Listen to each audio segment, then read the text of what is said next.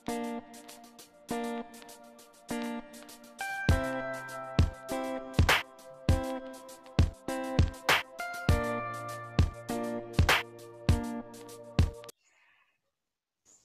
Bapak Ibu dan Saudara, kita ngopi bareng lagi hari ini, dan ngopi kita hari ini dengan satu teman saya yang jauh, di mana dan siapa dia, dan apa yang akan dibagikan buat kita hari ini. Mari kita ikuti obrolan saya dengan teman saya ini dalam ngopi bareng hari ini. Ngopi bareng, ngobrol untuk pertumbuhan iman, dan masih bicara soal kemerdekaan dan kebebasan. Kali ini kita akan ngobrol dengan seseorang yang nun jauh di sana.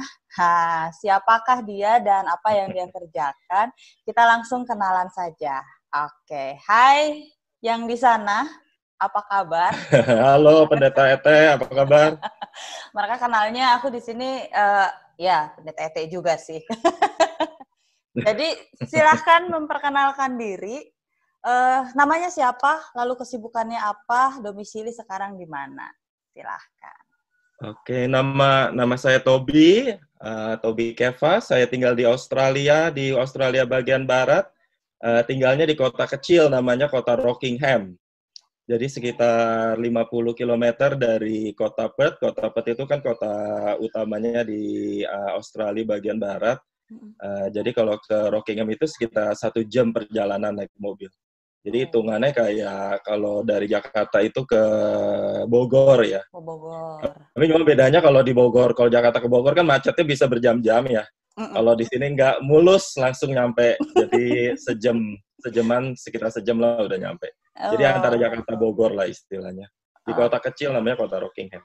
Rockingham, iya. Nah, Bapak Ibu dan Saudara, jadi Toby ini sebenarnya teman satu angkatan saya. Kita sekelas ya, Toby ya.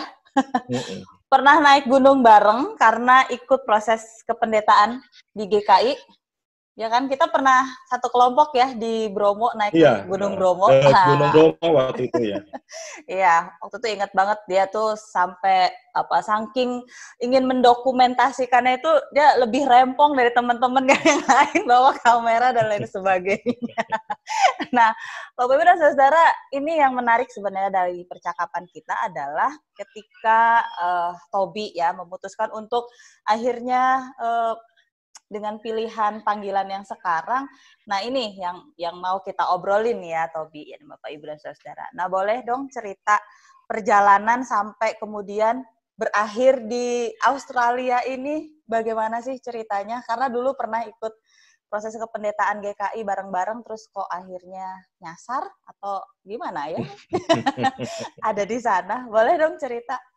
Ya, dulu kan memang awalnya kan sebetulnya sih dikirim dari GKI juga ya, karena kan saya proses kependetaannya dari sejak kuliah kan di GKI, terus sempat ikut Bina Kader, tapi memang waktu itu dari Sinode terus dikirim ke GKI Perth sih awalnya ya. Dan karena GKI Perth itu kan di bawah naungan Uniting Church, jadi bukan di bawah naungan GKI. GKI ada Memorandum of Understanding, jadi antara ada perjanjian kerjasama, tetapi secara legal, secara hukum itu GKI Perth itu ada di bawah Uniting Church. Jadi waktu itu rencananya sih dikirim untuk jadi pendeta di GKI Perth, terus ke sana gitu kan. Ya terus begitulah nggak jalan, lalu mendok gitu ya, nggak cocok lah sama jemaat di sana. Tapi kan karena saya udah dipindahkan dari GKI ke Uniting Church, ya sudah lanjut di Uniting Church, jadi lanjut dengan proses kependetaan di sana. Jadi mulai lagi itu dari bawah lagi itu dari nol lagi itu trainingnya itu 4 tahun saya di sini. Ya tapi bagus sih, maksudnya ya kan ini negara beda ya, bukan Indonesia ya, konteksnya juga beda. Orang-orangnya beda, pola pikirnya beda. Jadi selama 4 tahun itu ya belajar, ya istilahnya belajar lingkungan di sini lah, bagaimana melayani di sini, karena kan nggak sama, orang-orangnya juga beda, tuntutannya juga beda kan. Jadi ya saya ngelihatnya sih, ya waktu lagi ngejalaninnya ya ada berat-beratnya juga sih kan, 4 tahun lama ya udah udah lulus kuliah gitu kan. Kalau di sana kan udah tinggal 2 tahun lagi udah bisa jadi pendeta kan. Iya, Tapi karena betul. di sini harus mulai lagi dari bawah, ya udah nambah 4 tahun gitu loh. Tapi ya nggak apa-apa. Karena kan ya namanya proses ya. Kalau sekarang sih lihat ke belakang ya itulah jalan Tuhan ya. Tuhan yang menyediakan, Tuhan yang membuka jalan. Tapi ya waktu kita menjalaninya memang berat, nggak gampang. Karena kan di negeri orang, keluarga jauh, tidak sendiri, terus juga harus belajar hal-hal yang baru gitu. Emang seru sih, tapi juga banyak pergumulannya, berat juga. Waktu menjalaninya berat, tapi sesudah gitu ya kita ngelihat ke belakang, kita bisa ngelihat kalau Tuhan itu bekerja, Tuhan itu ada, dan itu yang buat saya ya nggak apa-apa, ya bagus. Dan saya itu bersyukur sebetulnya sempat menjalani masa-masa yang berat di awal-awal pelayanannya. Karena buat saya itu justru itu yang membentuk jati diri saya, membentuk sikap saya, pelayanan saya sebagai pendeta. Jadi lebih rendah hati lah istilahnya. Dulu waktu kita lulus kuliah kan rasanya udah pengen siap-siap gitu ya, pengen siap jadi tempur. pendeta terkenal gitu ya. Tapi lalu mengalami hal-hal yang berat, justru itu buat saya itu memang tamparan dari Tuhan, tapi justru itu yang membentuk karakter. Biar kita jadi kependetaan yang lebih baik lah. Yang pentingnya setia ya, tidak perlu muluk-muluk lah.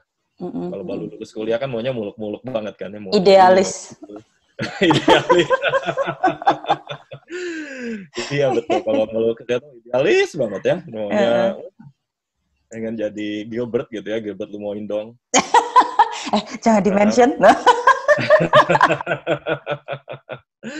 Nah, tapi Tobi, gimana sih di kondisi pelayanan jemaatmu di sana? Apakah sama atau beda nggak sih? Lalu juga kepemimpinan organisasinya seperti apa di situ?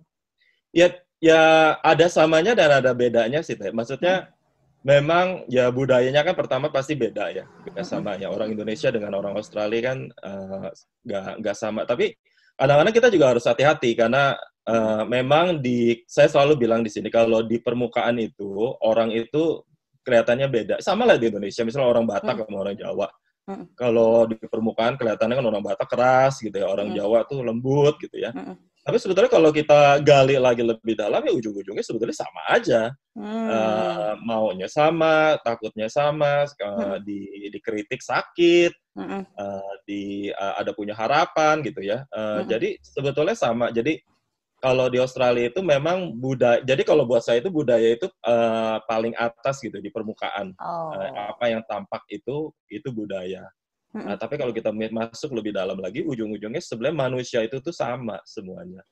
Maunya itu sama, keinginannya sama. Jadi ya orang-orang di sini jemaatnya ujung-ujungnya sama kayak di Indonesia, mau diperhatiin sama pendeta, mau diteleponin sama pendeta, mau kalau ada majelisnya maunya didengerin sama pendeta gitu ya, maunya ngatur pendeta gitu sama.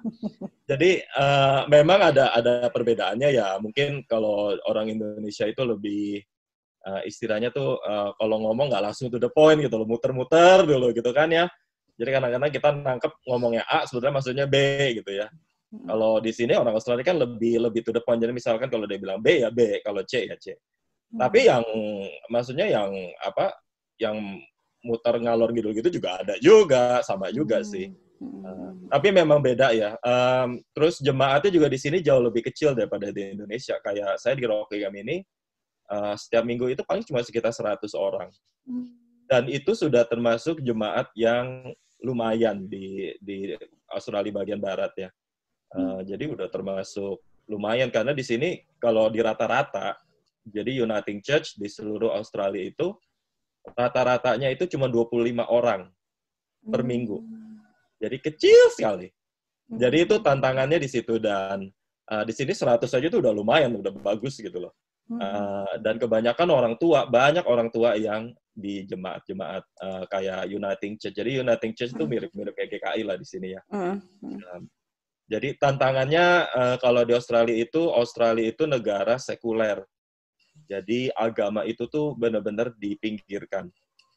Jadi orang-orang itu bebas. Kalau di Indonesia kan, kalau mau ngaku nggak boleh di KTP ada ateis kan ya, harus agama ya, Kristen, Islam atau Buddha gitu. Nggak boleh nulis agama ateis gitu kan, nggak boleh kan. Walaupun sebetulnya orang itu belum tentu juga Kristen atau Islam atau Buddha kan, cuman ikut-ikutan doang. Kalau di sini kan nggak, itu sekulernya benar-benar sekuler, jadi agama nggak ada ikut campur dengan pemerintahan. Jadi orang kalau ateis ya ateis, dia bilang saya ateis, saya nggak percaya sama Tuhan. Dan itu jauh lebih banyak daripada orang yang mengaku beragama. Jadi agama itu dipinggirkan di Australia, dan orang Kristen itu sekarang itu minoritas, ya dulu. Tapi nggak tahu sih ya, sensusnya mungkin 50-50 kali sekarang ya. Kalau dulu itu sekitar 90% penduduk di Australia itu orang Kristen. Kalau ditanya di sensus, agama kamu apa? Kristen. Ya Katolik, ada Kristen Protestan, ada Uniting, ada Pentakosta gitu. Tapi setiap tahun itu menurun terus. Sampai sekarang ini kayaknya feeling saya sekitar 50% kali yang mengaku Kristen. Tapi yang pergi ke gereja, jadi yang mengaku Kristen tuh 50%, tapi yang benar-benar Kristen yang pergi ke gereja itu paling cuma sekitar 20%-an. Jadi rendah sekali. Jadi pergumulannya di situ. Jadi orang itu udah banyak yang tidak peduli dengan agama, dia bilang. Ya hidupnya udah enak di sini kan, ngapain beragama, ya bisa jadi orang baik tanpa beragama gitu loh. Dan juga kesalahan orang-orang agama yang kayak Kristen gitu juga, kita gagal untuk menunjukkan kalau kita tuh bisa lebih baik. Karena kan banyak kasus-kasus, kalau di sini misalnya di gereja Katolik itu kayak, nggak tahu di Indonesia lagi ramai atau enggak ya, tapi di gereja, bukan di gereja Katolik doang sih, di mana-mana ya, tapi yang paling sering tuh di gereja Katolik itu kasus pelecehan seksual anak-anak, dan itu dibuka kan, waduh banyak sekali ternyata pastor-pastor yang nggak banyak sekali, ya banyak yang terkena gitu ya. Itu sekitar, ada yang bilang sampai berapa persen dari seluruh pastor gitu ya yang melecehkan anak-anak itu kan menjatuhkan nama gereja. Jadi orang-orang lihat aja tuh orang Kristen juga sama aja kayak begitu. Dan itu yang ya tantangan kita di situ gitu loh. Jadi kadang-kadang juga kalau saya ditanya, kamu kerjaannya apa? Waduh, saya juga mikir juga, bilangnya sih biasanya, kerja di gereja, saya biasanya bilangnya begitu. Kerjanya apa? Kerja di gereja. Nanti kalau kerja di gereja apa? Baru saya bilang pendeta. Tapi kalau enggak, bilangnya kerja di gereja. Soalnya pendeta itu kadang-kadang malah jadi apa ya? Jadi ada gitu, jadi ada. Jadi, ini orang gereja, saya nggak mau, mesti hati-hati gitu. Ya. Waduh. Jadi itu sih tantangannya, Teh. Tantangannya ya. Negara sekuler ya, sekuler bebas di sini. Nah, ini tadi kan ya Toby sempat mention juga tentang kebebasan dan kemerdekaan gitu. Nah, ini sesuai dengan tema kita. Kalau gitu, kira-kira apa sih yang kamu refleksikan soal kebebasan dan kemerdekaan? Baik dalam soal pilihan panggilan atau juga pelayanan atau hal lain yang lebih luas. Ya, jadi kalau menurut saya sih namanya kebebasan itu kan, kebebasan yang sempurna itu kan nggak ada ya. Kita semua kan terikat. Jadi waktu saya keluar dari GKI, lanjut ke Uniting Church kan juga saya mengikuti aturan-aturan di Uniting Church kan. Lalu di Australia itu kan juga ada aturannya banyak banget. Dan mesti diturutin, mesti diikutin. Jadi kebebasan kalau dalam pikiran saya itu bukan berarti kita bebas, lalu bebas bisa berbuat seenak-enaknya, karena nggak ada yang kayak begitu tuh, nggak ada. Nanti kalau udah di surga kali bisa ya, atau kalau udah meninggal udah bisa bebas. Tapi selama masih hidup itu nggak bisa. Kita itu pasti selalu ada aturan, selalu terikat. Di jemaat ada aturannya, di gereja ada aturannya, di komunitas ada aturannya. Jadi nggak bisa bebas sebebas-bebasnya.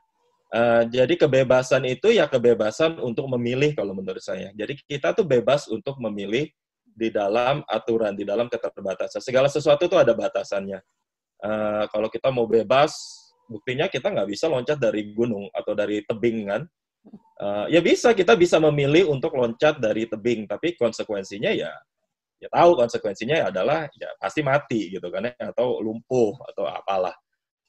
Jadi kebebasannya itu adalah kebebasan untuk memilih kalau saya lihat. Jadi kita tuh bebas untuk memilih dimanapun kita, apapun batasannya, kita bebas untuk memilih.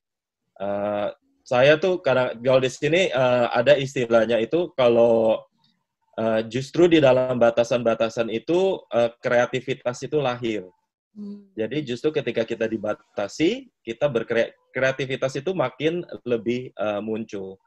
Jadi nanti itu saya benar coba kadang-kadang kan kalau misalkan pendeta nih ya, kalau misal dikasih waktu sebulan untuk menyiapkan kebaktian gitu, wah bebas gitu kan, nggak dikerjain kan, ngapain lah, inilah itulah, nanti ngalor ngidul ke sana sini. Tapi kalau kita dikasih waktu 3 hari persiapan, cepet itu keluarnya kan kreativitasnya. Malah kadang-kadang saya kalau pengalaman saya gitu ya, kadang-kadang malah kebaktian yang paling bagus itu ketika kita tuh ditekan.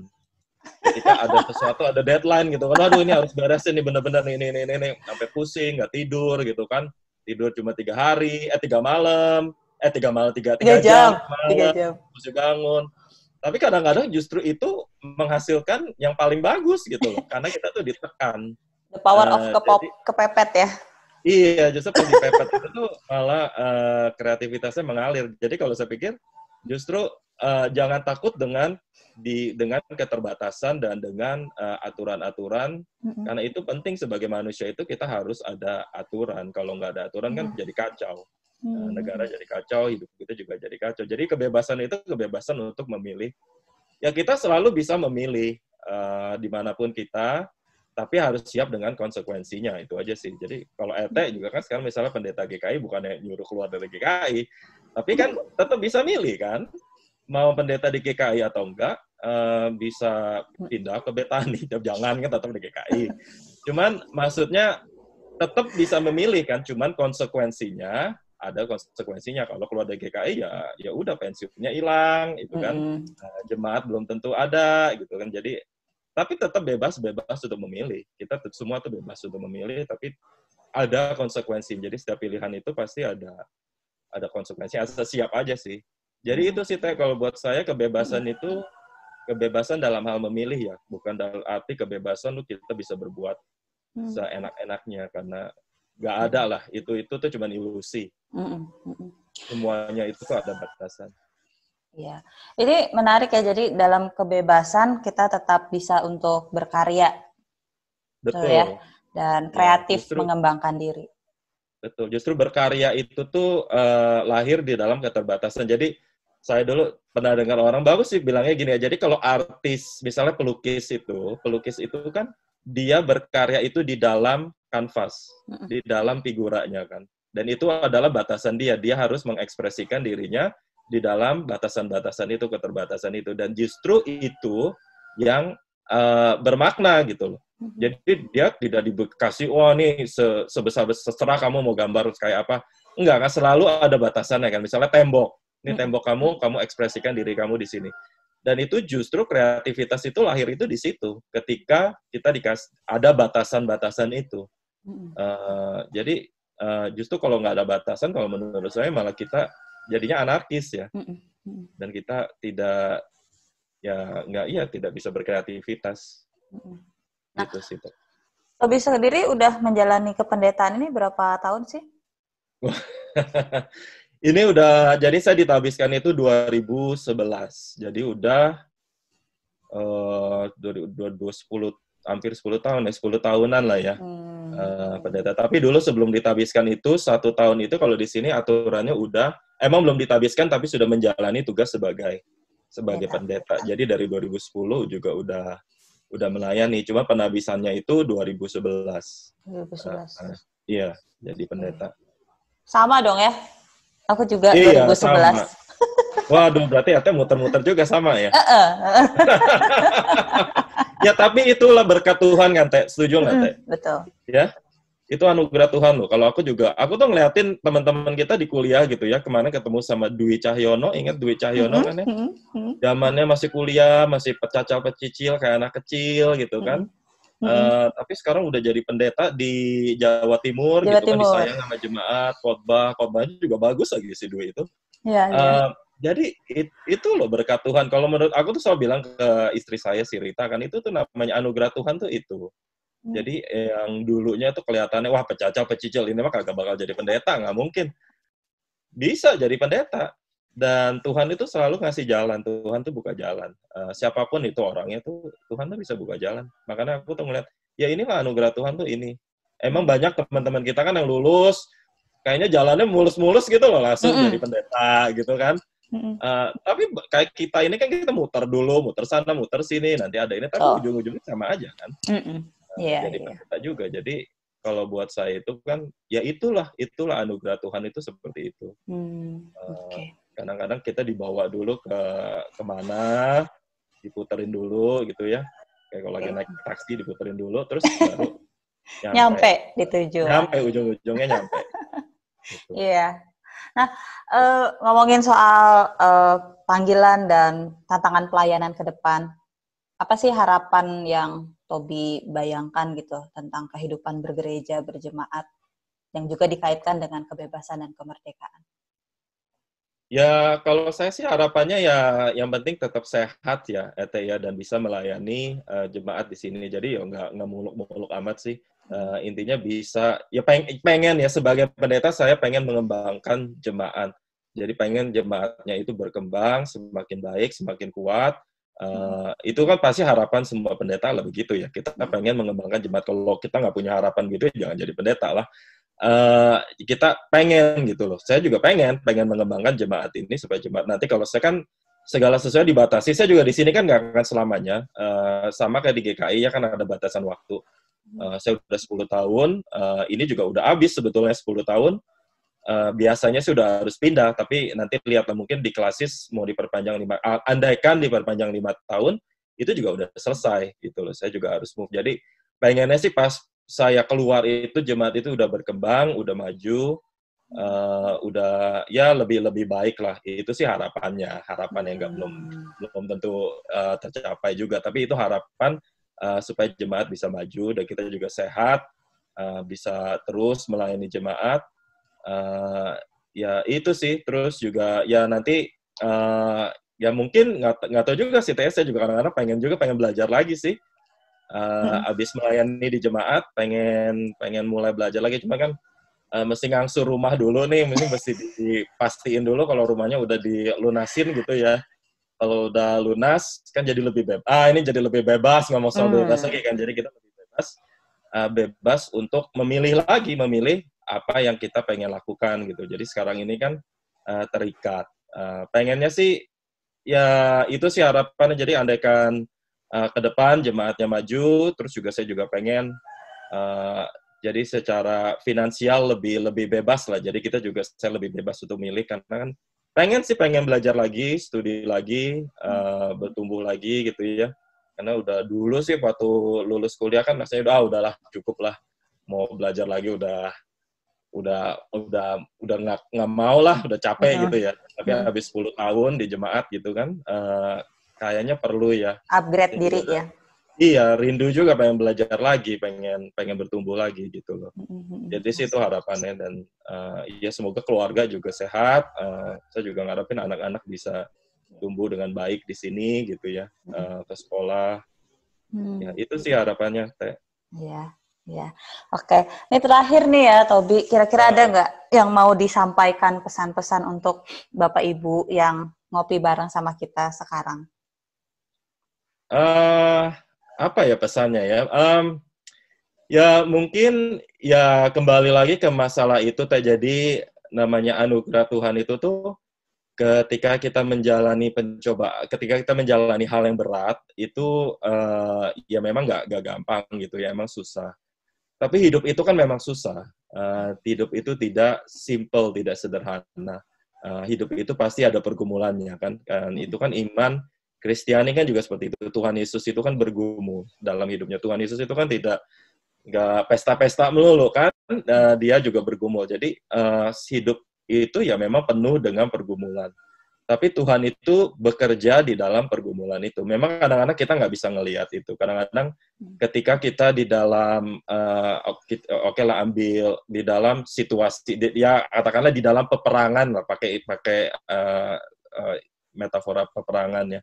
Kita di dalam peperangan itu kita nggak bisa melihat bahwa ada Tuhan di situ, ada tangan Tuhan di situ. Tapi Tuhan itu ada di situ. Dan kita itu kadang-kadang kita tuh lupa kalau Tuhan itu tuh sebetulnya mengarahkan dan membawa kita. Walaupun hal itu berat dan pasti berat. Kalau nggak berat itu ya bukan hidup. Pasti itu berat. Tapi ya kita harus dijalankan dan kita harus berani dan harus kuat. Tuhan itu ya walaupun Tuhan Yesus gitu kalau nyanyi-nyanyi kan Tuhan Yesus lemah lembut gitu ya. Tapi Tuhan kalau buat saya itu Tuhan itu juga mau kita itu kuat untuk menjalani pergumulan, kuat untuk menjalani pencobaan. Nah kita harus menunjukkan itu. Dan apapun itu hasilnya itu urusan Tuhan bukan urusan kita. Kalaupun kita gagal ya nggak apa-apa. Yang penting itu kita coba dan kita tetap kekeh, tetap berusaha sebisa mungkin kita, dan kalaupun gagal ya sudah, nggak apa-apa, kita sudah mencoba dan Tuhan juga akan mengerti. Tapi ya kita nggak tahu, Tuhan mungkin akan membawa kita ke tempat lain, mungkin membawa tempat yang baru. Kalau kita menyerah, ya udah percuma kan. Justru lebih baik kita itu terus berusaha dan terus menjalankan apapun itulah panggilan kita dalam hidup gitu ya. Jadi ya itu sih pesan-pesan saya, ya jalani aja hidup. Jangan menyerah, harus bermimpi gitu ya, harus punya mimpi, kejar mimpi. Kalau mimpi nggak kecapean ya udah nggak apa-apa, yang penting kan sudah dikejar.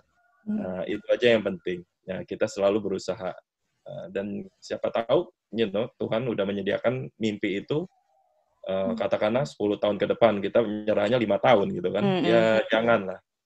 Terus saja berusaha sampai akhir hayat lah istilahnya, sampai akhir hayat terus dikejar. Jangan berhenti dikejar.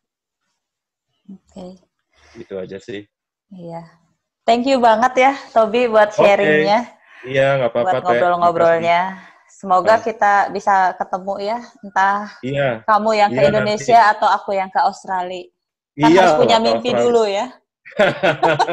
Ya iyalah, cuman kalau sekarang belum bisa, Teh. Oh, bisa. Karena itu perbatasannya ditutup. Masih pandemik juga ya. Iya, karena ditutup. Jadi orang di sini nggak boleh keluar dan nggak boleh pergi, ditutup semuanya. Semuanya ditutup. Jadi sekarang ini nggak boleh datang dulu. Nanti kalau udah pandeminya udah selesai, boleh main ke sini ya, Teh. Oke. Ya. Banyak pesawat murah kok, Esther. Oh iya ya.